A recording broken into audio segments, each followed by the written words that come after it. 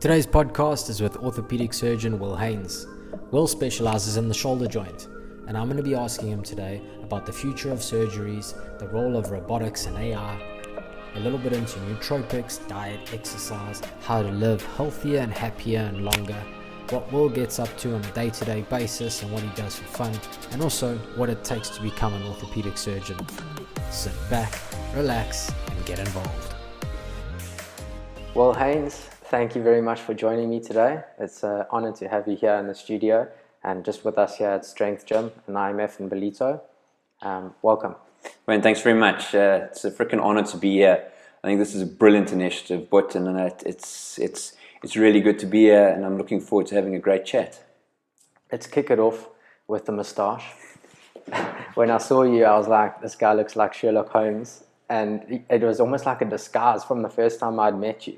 A completely different persona, you just get a feel like, I don't know, I almost automatically gave you more respect. I was like, it's a very good look for you. I like it a lot. Cheers, mate. It's come on and off and gone through a number of phases. So the most recent run has been about 18 months now. I had a mate's wedding where I was a groomsman, so the joke was that I was going to be in the wedding pictures, and to irritate the bride, I maintained the mustache. And then a couple of months ago, I said to my son, who's 8 years old now, I said, listen, it's time for this thing to go. And he burst into tears. So I'm emotionally invested in the mustache now. You're going to keep it? I'm going to keep it for a bit. Good. Tell us a little bit about being a surgeon. You're one of the best in the business. I can say that, with confidence, because I've seen quite a lot of your patients come through for rehab, and people sing your praises, whether they come to me or not. So you are well regarded as one of the best in the business. So well done for that, firstly. Cheers, but mate. I think it's important for people watching, or maybe even youngsters watching who are thinking about becoming a surgeon, to understand a little bit about the job, what Sure. it takes through the studies. Yeah. So how many years is it involved? And then what is the life like of a surgeon? Do you get much time for yourself? Do you get time for your family, for travel, for, keep on building your own identity as well? Not necessarily Will the surgeon, but, is there space and scope for you to work on all your aspects of wellness? Do you give time to reading? Do you still get time to focus on your environment and, your society around us? But let's hear it from you. Oh, absolutely. So to answer the end of the question, do I get time? Yes, I do get time. So a lot of what I do now is, I love my job. I love what I do. I love helping people. It may sound fairly cliched, but being an orthopedic surgeon allows me a wonderful opportunity to mend broken aspects of the human frame, which the majority of people will then get back to at least their previous physical ability, and combined with today's multidisciplinary approach to rehab. We've seen with the advent of biokinetics over the last 4 or 5 years, combined with that relationship with the physiotherapist, the chiropractor, the dietitian, the sports psychologist.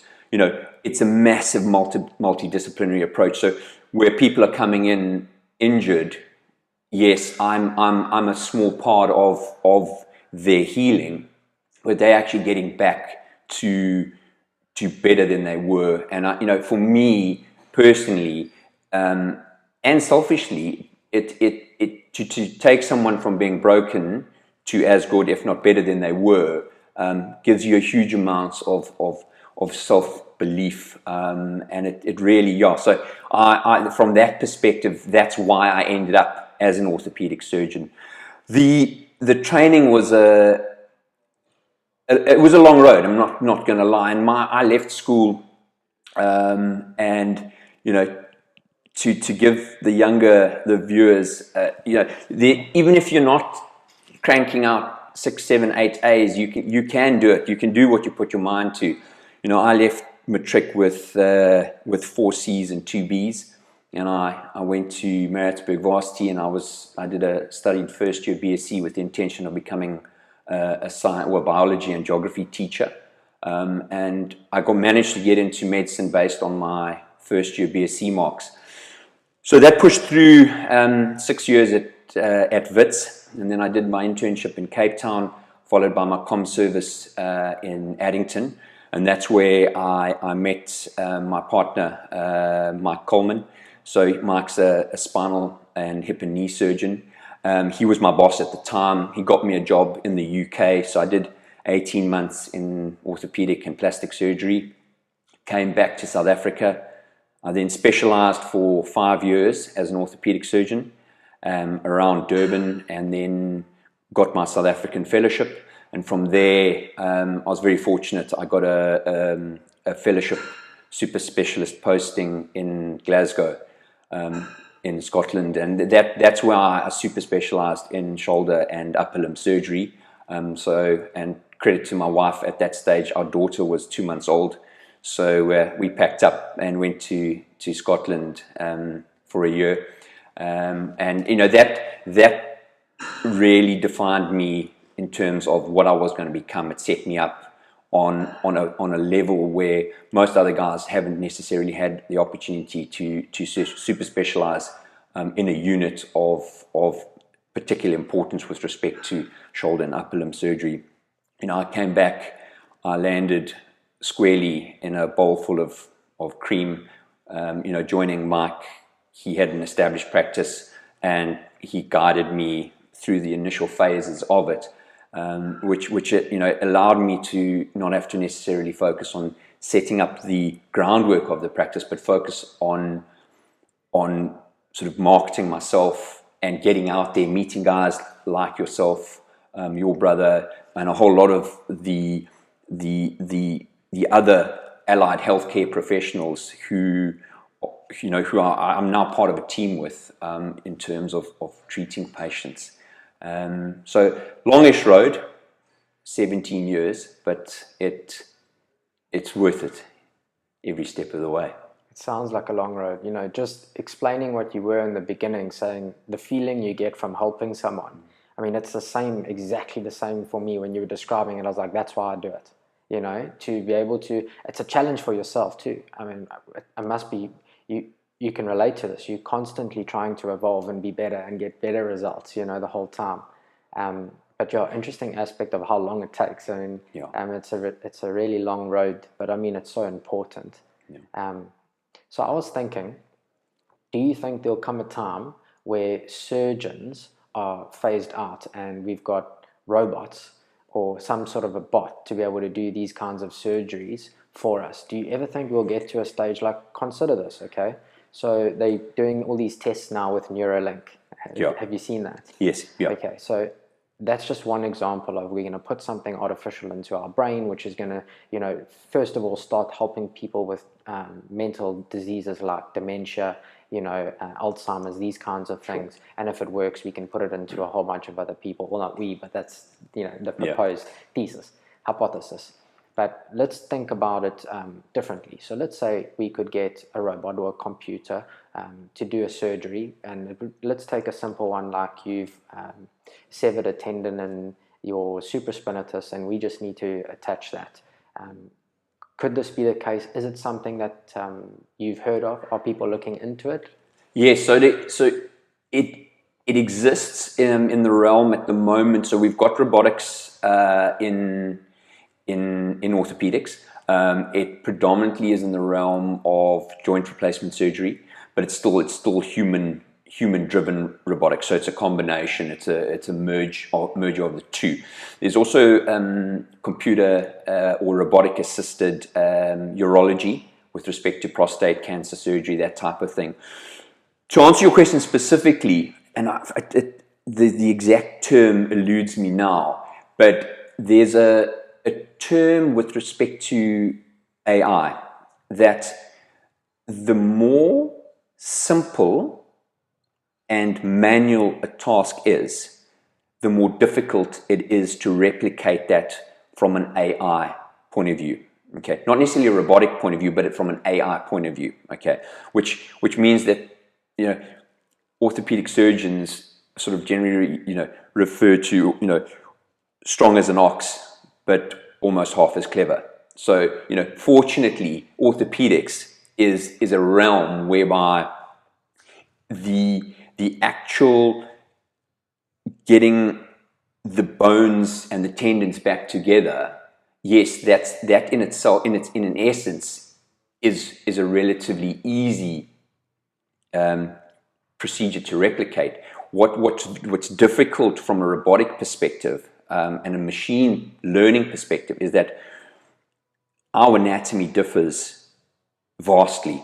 So your supraspinatus originating and inserting onto the greater tuberosity may be an eighth of a millimeter different to mine, which is different to the guy who's training in the gym here, and where it tears is different. So where I've got to make decisions based on what I see in terms of where the tear is, thickness of the tendon, shape of the greater tuberosity, space in the subacromial space, age of the patient, is there a history of diabetes, is the patient on steroids, all of that comes into split decision for me in terms of where I place the anchor and where I do the suture. Whereas robotically, it's not always that easy. Also, in terms of your access to do the dissection, because anatomy differs quite vastly. So I think in time, yes, we will be replaced.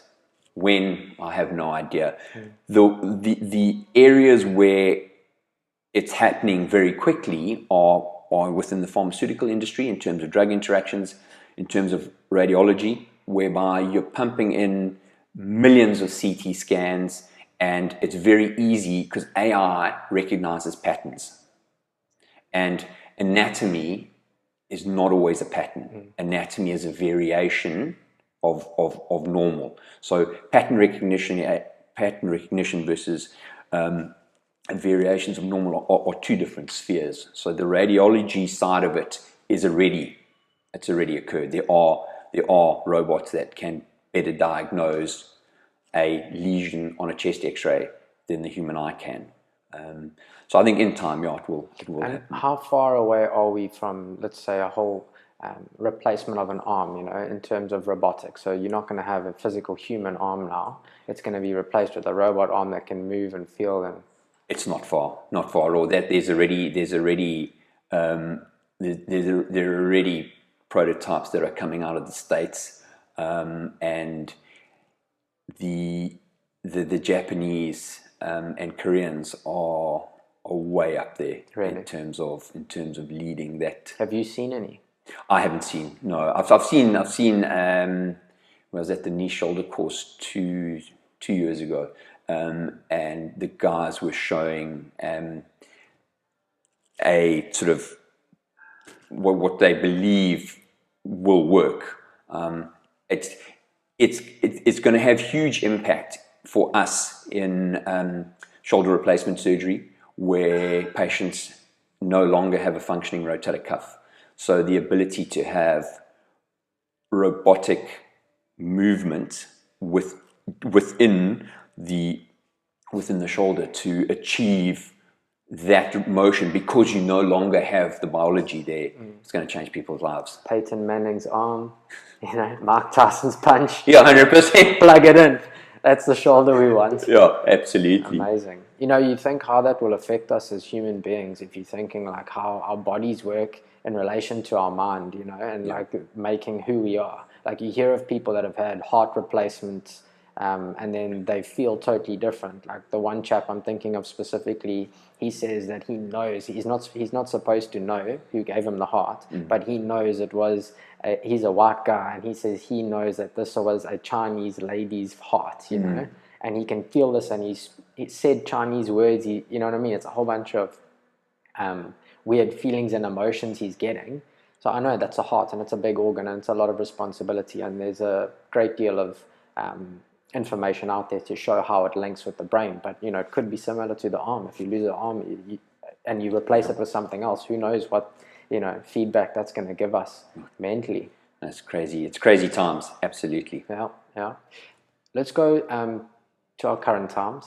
So I want to have some advice from you. When you break a bone, okay, we know there's different types of breaks that you get, but generally broken bone, if you have, let's say you have some hardware inside as well. So let's say simple hardware, you've got two bolts holding a broken ankle bone together. You cast it for generally how long?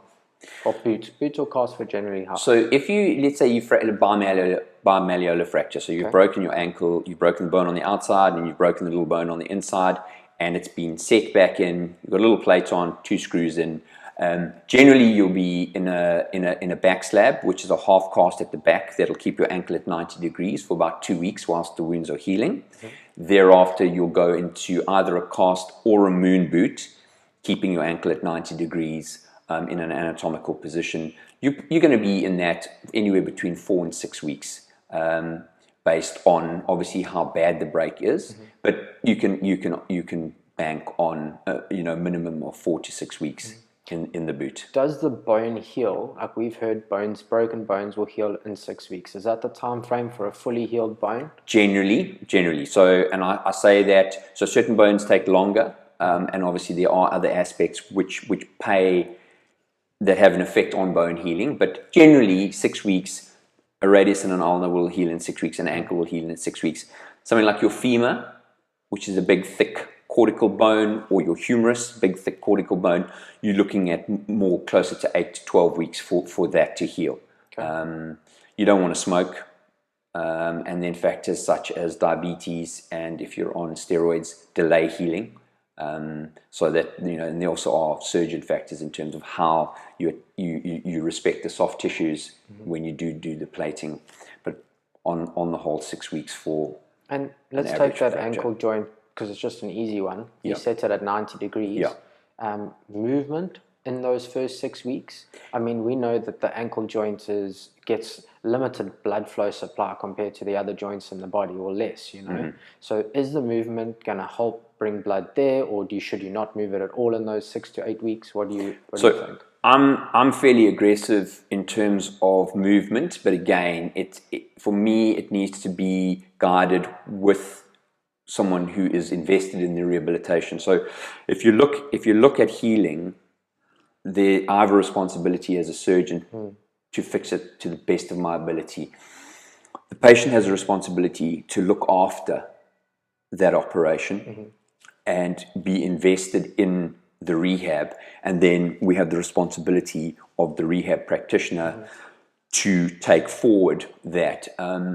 So with respect to the ankle joint, if I know I've got a good fixation, I want you gently moving that ankle up and down. It does exactly that, improves the blood supply. It also all the tendons and ligaments in that region then are moved. So what happens is you don't end up with stiffness or contractures. So the worst thing after an ankle fracture is you go into what's called equinus, and because it's natural that your foot will, so when you sleep at night, your ankle drops down, you essentially point your toes, and that is because your calf muscles are stronger at the back and they pull the hind foot and it brings the forefoot forward.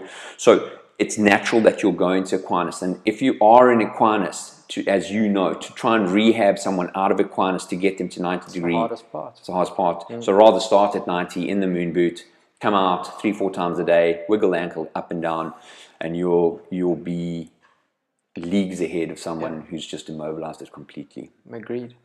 In terms of the patient's responsibility, but also what the patient can do, consume, sleep, ingest, not do, can we talk a bit about that? And specifically, let's talk about the 3 points you just mentioned, because you said steroids, you said diabetes, and you said smoking will delay the healing process. I get it. What specific steroids and why specific steroids? Because thinking of steroids generally as I know them, the ones that we've studied anyway, if you think of things like testosterone or IGF-1 or human growth hormone, those in the studies that we've read, specifically with sports people coming off of injuries or when they go through surgeries, they would use these as a supplement to be able to give their body the best chance to heal as quickly as possible. Is this true? Is it not true? So when I talk about steroids in the context of healing, I'm talking about prednisone, betamethasone, those kind of steroids. So patients who are on sort of chronic asthmatics or are suffering from rheumatoid arthritis. So that's a very different steroid to exactly what you're talking about, nandrolone, testosterone, growth hormone. That aspect, and I'm going to pick up on one word that you mentioned, faster. Okay, faster is always not always better. Okay, and I work in a realm where I do treat a lot of elite athletes, and there is pressure on them to be ready. And I have a frank discussion with each one of them. They ask me, "Well, what about growth hormone?" And I'm not categorically. It's not a drug I have studied purely. I do know a lot about it. Okay, but it's not a drug that I will ever prescribe. My aim is to get you to heal within the realm of biological human healing. Okay.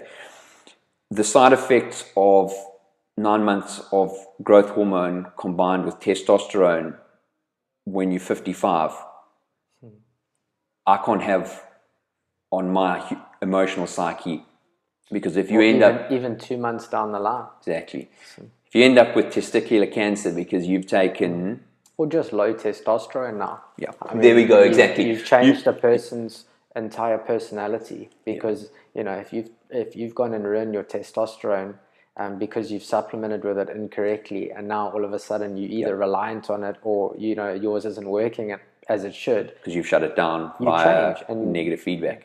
You see it, so I see it probably way more than you because of the gym industry. So you hear people and you're watching people, but we always just try to give people the best advice as well. And it's like, if you don't need these things, you don't take them. It's even like you supplement with as little things as possible.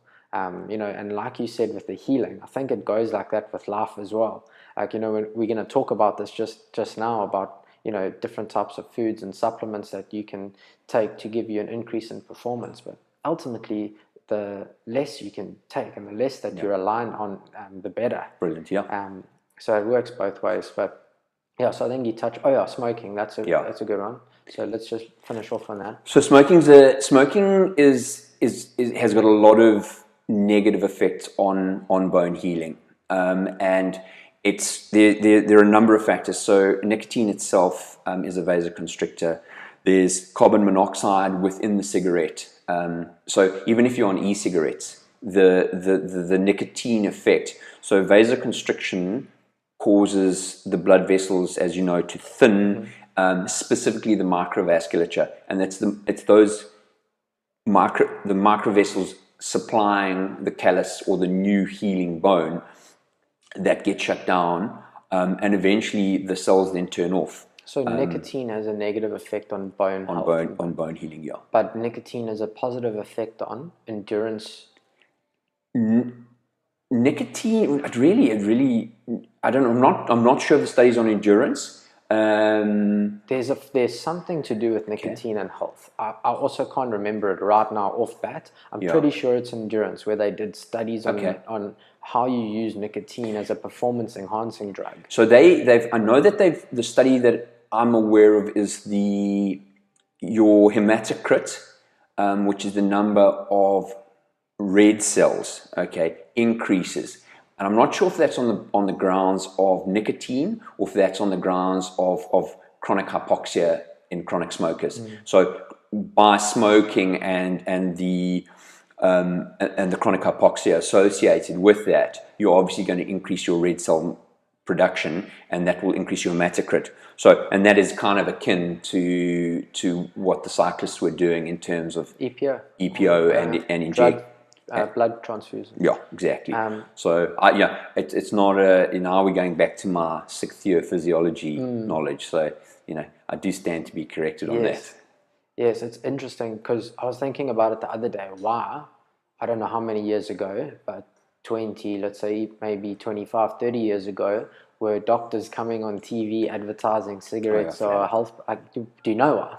No, I don't. I don't know why. I think because they're getting a hell of a lot of cash. Yeah, but as a kickback. I always thought maybe it was one a day, or maybe they were thinking one a week, or maybe they were Yeah. thinking, I don't know where the thinking came about it, but there's an ability for your lungs to be able to clean out smoke, right? Like, let's say you had a once-off, you were inside a room that was burning down, and you got out of there. There's going to be damage. Obviously, you're going to pop all sorts of alveoles, and things are going to. But there's an ability for your body to regenerate those cells and make new cells, and kill off and remove the old. But where that line is drawn, I don't know. And I know that if you have been a smoker and you stop smoking, 10 years after your last cigarette, your lungs are back to your prior to smoking it's a long time. function. Yeah, but it's what there's hope. I know. It's just why do it? From the beginning. Well, listen.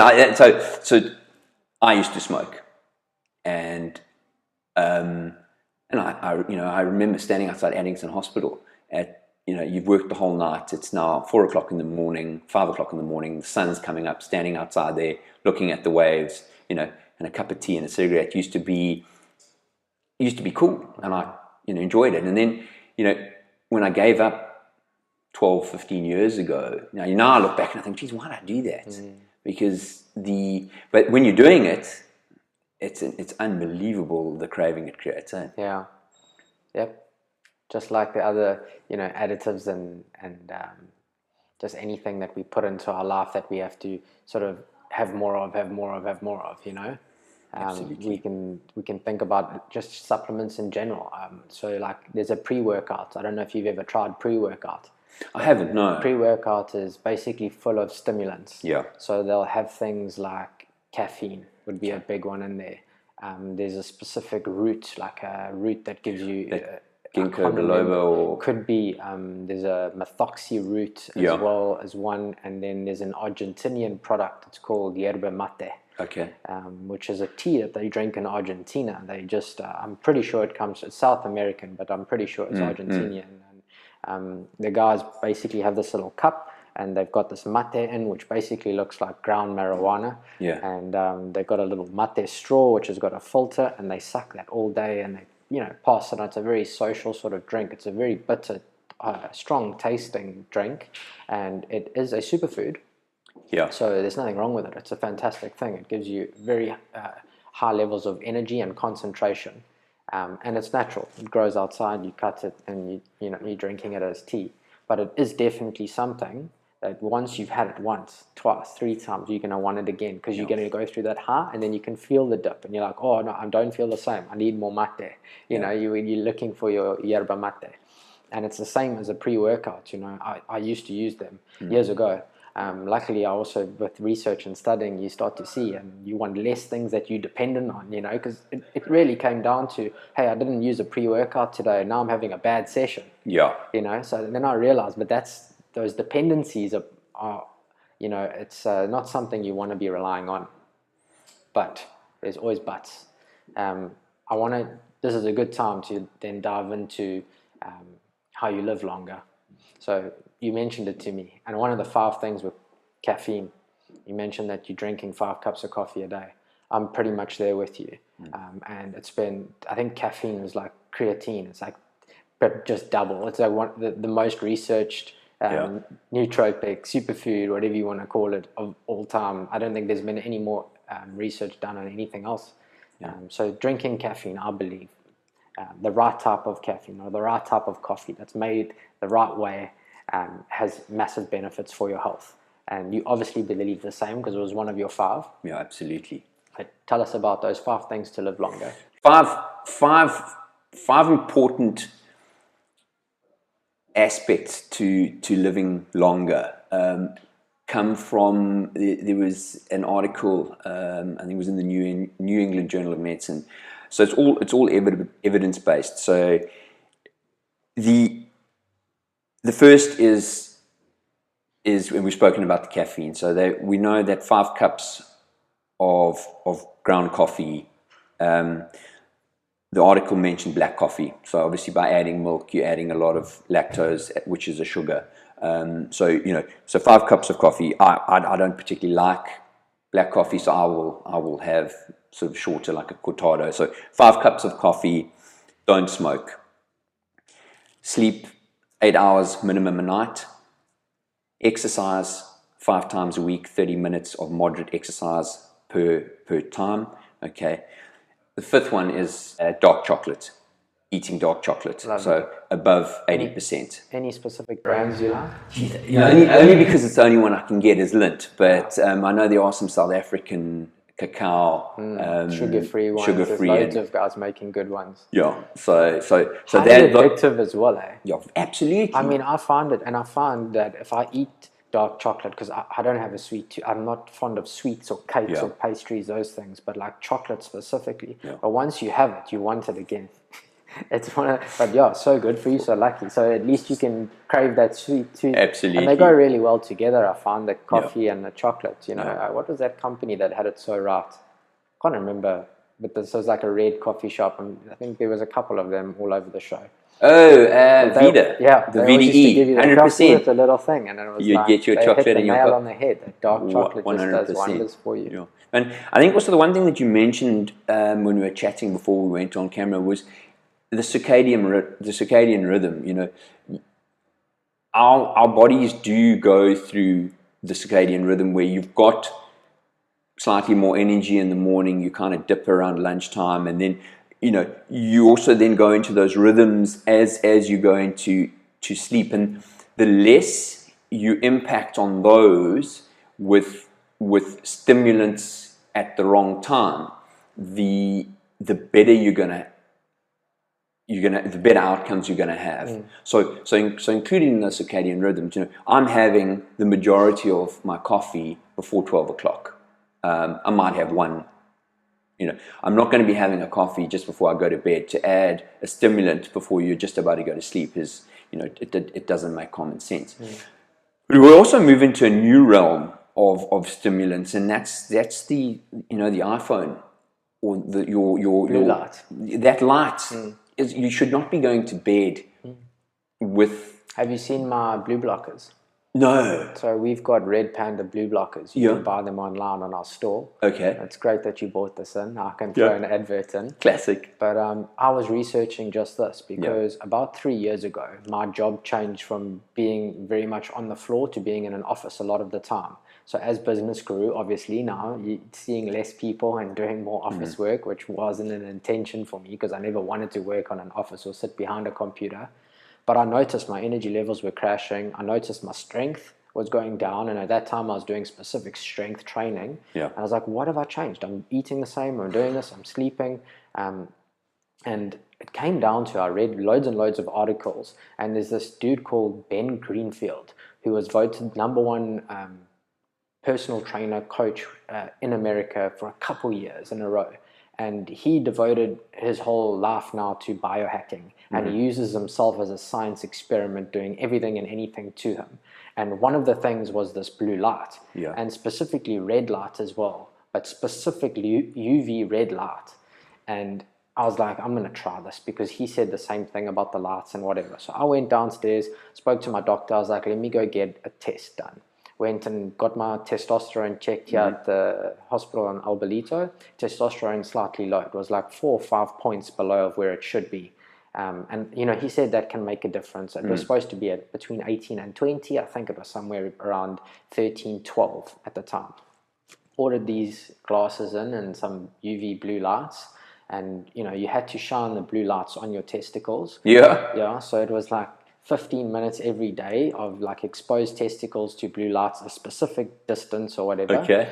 And the theory goes that obviously we used to do this, we were naked in the sun, and how good sun exposure is for you on your chest and on your back, even today, not only for vitamin D, but for the balancing of other important hormones like your growth hormone and your testosterone specifically.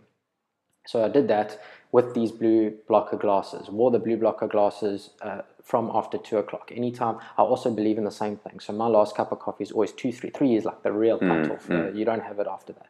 But then I'd put these glasses on if I was working at home or on the computer at night, or even going on a cell phone. But your cell phone now, if you triple tap it, it goes red. Did you know that? No, I didn't know that. Are you on an iPhone? Yeah. Yeah. triple tap the home button and it goes red for you, so you don't get blue light. The red light blocks it out for Jeez, you. I've learned something new. Thank you.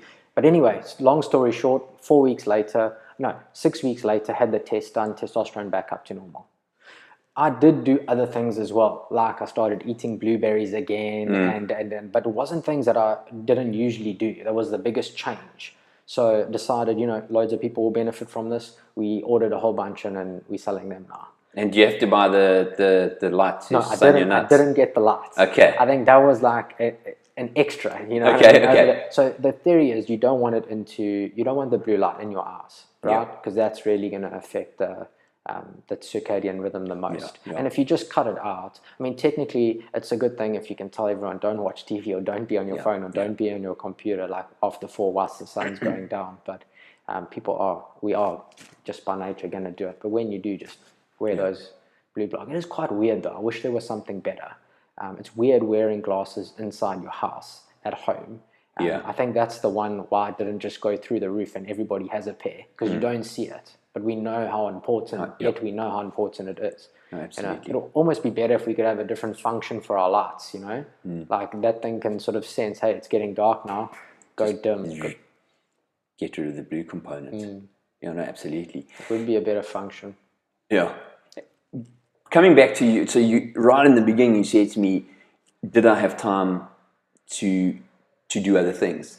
And I think reading's critical, and I do read. What do you read? I read it quite a lot of so at the moment I've just got into brewing beer, so I'm reading about how to brew properly, which I'm finding fascinating, because that now is an organic process where you're understanding science. So it's a biology, it's science, but by the same token, it's also, there's a creativity to it, which I thoroughly enjoy. And there's also the whole process of brewing beer. You've got to be so sterile, which fits in with my personality. As soon as I move into theatre, I move into a realm of complete sterility. And when you've boiled the wort and you've now got to pitch the yeast, you've got to have absolute sterility. So, and it's an 8-hour process, which I've found very therapeutic. You should try growing mushrooms. You'll love it. Yeah, tell me about it. Lion's mane, shiitake, cordyceps, all these great nootropics, superfoods really, that are brilliant for not only your health but cognitive abilities and concentration, and it's all natural and good for cooking as well. There's amazing recipes, but it's super scientific. If you can get it right, you'll be one in a few. And the price of like lion's mane mushrooms right now is ridiculous, and you don't need a lot of space to do it. You could have a tiny little room. But it has to be such a sterile environment, and there's loads of science to get it all perfect. But have a look at it, read into that. I'm sure it is, because it's a lot. So you need a clever brain. Fantastic. I read a book called How Not to Die. Yes. I don't know if you've read it. About 3 or 4 years ago. So I'm pushing my memory, but it also gives you things like you say, those 5 sort of important things to do to live longer. I always tell people sleep comes first, and I'm a big believer in that 8 hours, but I'm also a big believer that you should get it all at once. Like this napping during the day, I know people find benefit in it, and they teach the Navy SEALs to be able to do it, but that's because the Navy SEAL doesn't have an opportunity to get 8 solid hours. And if you can, then you can really get into that REM and all the good sleep that you need. It makes your day much more productive, So I'd factor that in. Sleep is number 1. Definitely. And then hydration must be number 2 for me. And it's drinking the right type of mineral water. You've got to make sure that it's the right type of mineral water, so that you're completely refreshing, replenishing, and letting the body move out all those toxins. And then I'd put exercise and nutrition. And when I say exercise, it's movement. But I don't believe the ACSM's got it right with 30 minutes of walking 5 times a week. In our day and age, for what we need as beings now, we need much more than that. We've got to be agile, mobile, completely. Absolutely. You have to be much stronger than that. I don't agree with you. So from a cardiac health point of view, 30 minutes, 5 times a week of moderate exercise is fine. If you want to live better, couldn't agree with you more. Flexibility it hasn't been punted, but I see it time and time again. Those patients who do yoga, do regular biokinetics, do Pilates, do some form of dance stretch routine are healthier, happier people. They ultimately they age with honor. And that's what we really want to do is, where we are living longer, and there's a whole lot of research into all those other resveratrol and all those compounds that can shut down the genetic aging or slow it down. Hell of expensive, and you don't know what the long-term outcomes are. But the basis of doing some form of movement, you age with honor, and you age a happier person. Because that's, we're seeing by living longer, we are wearing out the human skeleton. It kind of has been designed to last 50 years ish. And if you can look after it through now what we know, and you know this, and I think a lot of people are watching, but I don't want to hop on, but that whole concept of the kinetic chain with core strength, if you've got a strong core, you can hang a healthy set of glutes, strong legs. So we've gone from going, right, I've got ITB, I need a foam roller, and I need to take anti-inflammatories, and if that doesn't work, I'll go and see Will or Mike or whoever, and we'll inject cortisone, because all you're doing is you're putting a band-aid on something that's, we now know that you've got ITB because your glute medius is weak, because you've probably got a poor core. So let's not even worry about your ITB. Don't go and spend 2,000 Rand on a new pair of running shoes. Go and see a biokineticist, strengthen your core, strengthen your TA core, graft your glute medius. Yes, we all look like absolute fools with rubber bands walking like a duck, but that's how you treat and prevent ITB. It's the same as lower back stiffness. If you're not attending to it on a daily basis, I see a lot of patients who overtrain, youngsters at school now who are good swimmers, but all they do is swim, and that's very unhealthy.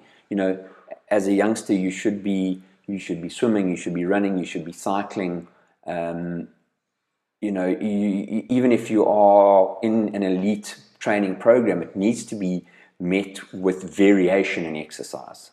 So overuse injuries I see all the time, and it's because specifically swimmers, water polo, that kind of thing, is weak core, and you end up with that scapular dyskinesia, you get that dynamic impingement, and mom and dad will sit down with the youngster, and there's nothing surgically that needs to be done. No, the doctor got shoulder pain. I'm saying, go and see a bio or your chiro or your physio.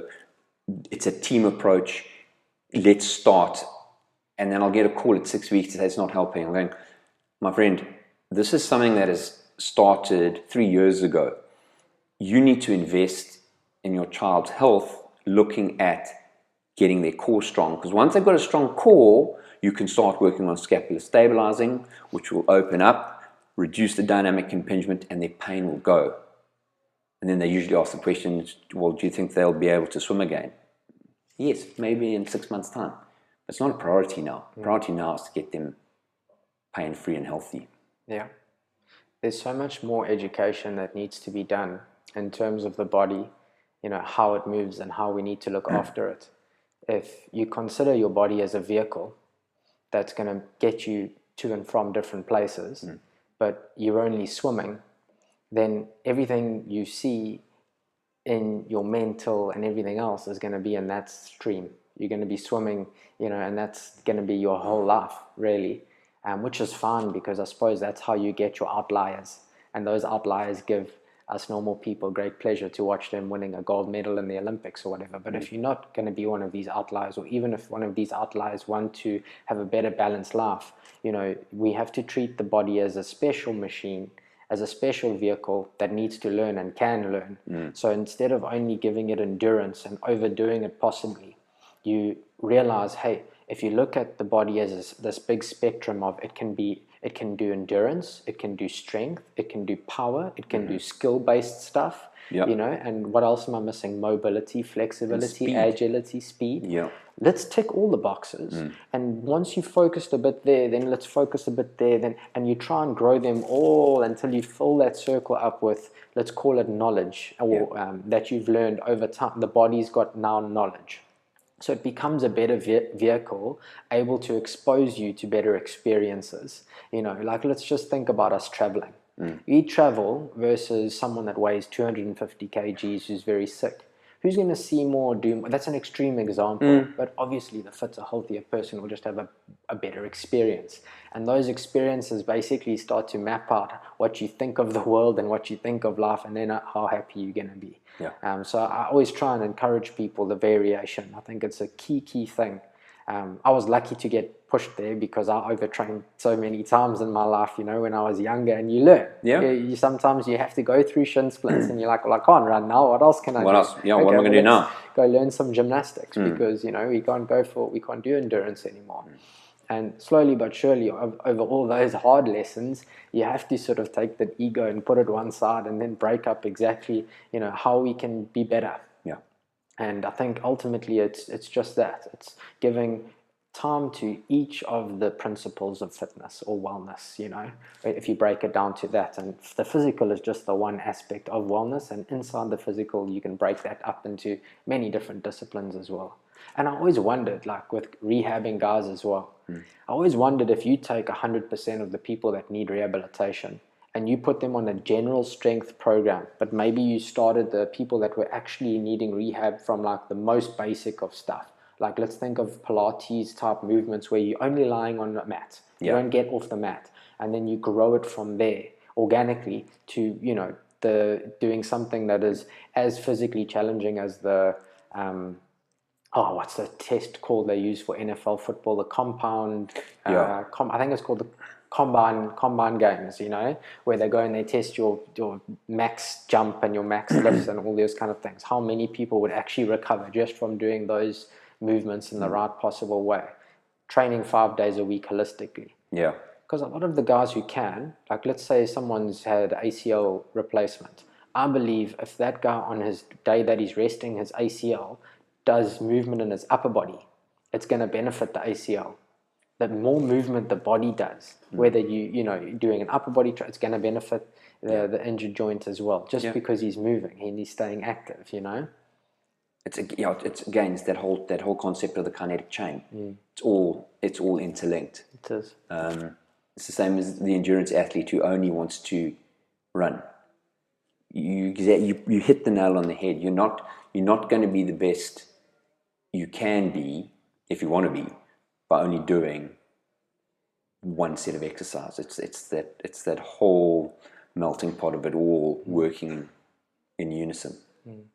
And you hear it from guys like I follow Conor McGregor a little bit, and he was one that just recently said, he overtrained and he's training differently now. He's sparring differently, with a mindset of being able to do the sport for a longer period of time without getting injuries. It's not always go hard 100%. Yeah. It's going clever, learning, And I also learned that when I was training for my first Ironman, it was you can't go and train at 100% each time. You've got to break up your zones and understand, okay, I'm doing a level zone 5 training today. I can't do another one this week. I've got to go and do zone 3s the rest of the week, And it's quite important for people to even start doing this from school level, because I think we can prevent a lot of the injuries we see after school just from that school training. Yeah, I couldn't agree more. And it's very difficult because the South African mind, we are unique human beings in South Africa, and I think that's why South Africans generally do well when they do go overseas, you know, they just in terms of being employed, the desire to do better, to do more, to do well is ingrained in us from a very young age. Very young age. Yeah. That also translates though into training and human performance. You know, and it's even for myself. I look at my Garmin and I go, what do you mean? You know, training effect poor because effort or load up and fitness is flat or down. You know, that's rubbish. I'll just turn it off and I'll run faster.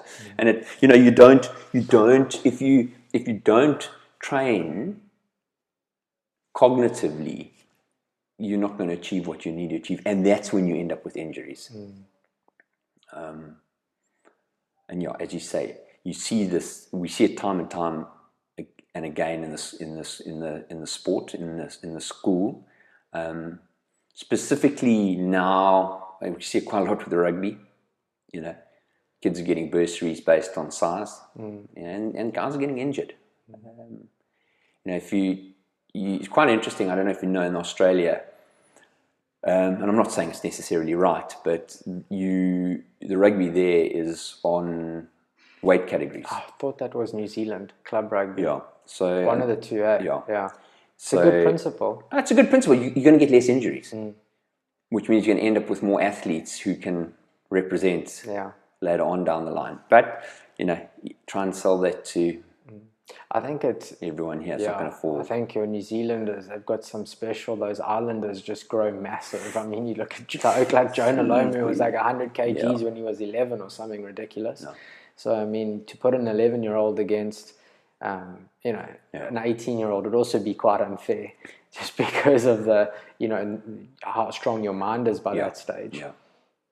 But yeah, it's interesting, very interesting.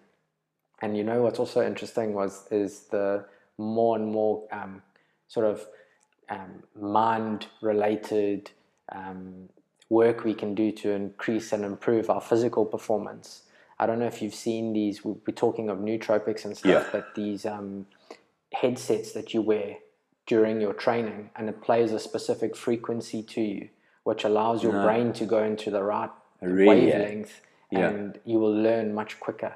So if you should wear it when you like learning a new skill, like let's say you're trying to learn double unders, or you're trying to learn a toe to bar or a handstand or something that's a skillful thing. You wear these. I mean, the guys were doing it with basketball, just shooting hoop, and you know, even not physically shooting, but just standing there and visualizing the ball go through the hoop while wearing and listening to these, you know, the specific frequency. It does make sense. And that's fascinating me now. You know, once you've studied so much on the physical, you're sort of getting to points now where you're going, okay, but it's not everything. You know, there's other things as well here that aren't so mainstream that are having huge impacts on performance and human ability. Yeah, absolutely. And longevity, which are like the things I'm very, very keen on, you know. That visualization, sort of the technique within the sort of psychology realm, and now adapting that into performance, you know, it's been well researched, and it's it's the kind of thing. Even in my day-to-day surgery, you know, I will tap out and visualize what I'm going to do. You know, so yes, I've done it 100 times before, but it's that tapping out for a brief period and visualizing where the incision is going to go, what I'm going to do, where the anchors are going to go. It's amazing how it kind of calms you and you achieve better. Same as visualization with respect to sport or performing, you know, a new technique. I often use it. Often now, you know, knowing what I know, I'll give an example. I ride enduro motorbikes. You know, it's like a motocross bike, but we go out into the bush and you're finding the hardest parts basically up and down mountains. But some of them are so sketchy that, you know, you're on the side of a face of a cliff and you've got to get from section to section over little boulders. And if you fall off, you're in a lot of trouble. But sometimes you'd stop at a section and I'd visualize where the tires would go and how I would get into before I actually go and do it, you know. and then you sort of just get it right most of the time when you've stopped and done that. So yeah, I found it a very, very useful tool. I wanted to, whilst you were speaking, I was thinking, do you meditate when you do that personally, or do you meditate at all? Yes, so I do. So I enjoy running and I enjoy surfing. I find surfing a good time to sit, and it gives me a lot of alone time where I ponder. But I also do yoga, and during the yoga is where I do spend time reflecting and for want of a better word, meditating. Yeah. Okay. And are you doing it in a group, or do you do it at home? During this whole lockdown thing, we've been doing it with one of the local instructors, B, via Zoom session, but also generally otherwise in a group. It was very difficult for me in the beginning because I'm naturally quite competitive, and I still believe yoga should be competitive. No, I don't. I say that tongue in cheek, but you kind of have a look and you think, sitting next to my wife doing yoga and going, how can you do that? That's not fair. But it's part of your personal growth. Yeah, for sure. It's tough for me with yoga, having an instructor sort of telling you what to do. Yeah. I battle with that, in terms of meditation, not really the yoga poses, which are obviously awesome to have an instructor. The times that I've done it, which is quite a few times, I've been trying yoga on and off and doing yoga on and off for quite a few years. But it's hey, now we need to focus on removing the toxins from here, or, the speaking about what they telling me to do inside my body is a challenge for me. You know what I'm saying? And I'm not sure what part of the idea it is that's holding me up here. But I prefer the meditation, like you say, going out surfing. I don't surf, but I love the ocean. So just being out there all alone, those are the best moments for me, where you can truly tap in, And when I mean tap in, it's tapping out really, but you are tapping into a different level of consciousness. I think more recently with the yoga we've been doing, what I really enjoy is the guide, the way she guides you into a pose, and then there's a pause which allows you to self-actualize and self-realize, as opposed to guiding your thought in that time, which I think is critical. I can't sit there and have someone tell me, get into this posture and can you feel how it's cleansing your kidneys, and that's not what I believe it should be about. And so the current, I'm really impressed with the current practice, because getting into that, there's a reflection, whether it be momentary or for a longer period of time, that allows you to tap out. And I hear what you're saying. It's definitely, it's a personal space, specifically the whole realm of meditation, that depending on your personality, some people want to be told that by taking 17 breaths and in a certain posture, you're going to be cleansing the small intestine. Yeah. So but that's not something that I particularly enjoy. Self-reflection, whether it be momentary or sitting on a surfboard, is important. Definitely. What do you do to relax other than that? I mean, do you have any cheats? Do you have a glass of whiskey every now and then? Do you smoke a joint? What do you try to do to relax? So I came back from Scotland with and if there's anyone from immigration, I do apologize now, but I came back, and it was 10 years ago, so you can't get me. I came back with a number of boxes that were labeled kitchen goods, and in there was a fair number of bottles of whiskey. So I collect the odd bottle of whiskey, and very specifically not the run of the mill. So single bottlings of more of the PT whiskies from Isla. So after a long hard day, and we've finished the homework with the kids, and and it's time to tap out, a short 1-inch Whiskey does the trick. Yeah, that's my tipple of choice. Sherlock Holmes. That's a nickname for you now. Done. Shotgun. Well, thanks so much for coming in. 100%. You've been a legend. I want to have another chat with you. Definitely, we'll bring you on again. We'll tap a little bit more next time into nootropics. And I think there's a bunch for us to talk about. But it's been wonderful having you here. And you've given us a lot of good information to go think about. Thanks for the open, honest, candid chat. It's been brilliant. I thoroughly look forward to coming back. We can delve deep into the science of nootropics. Brilliant. Thanks, Will. Cheers.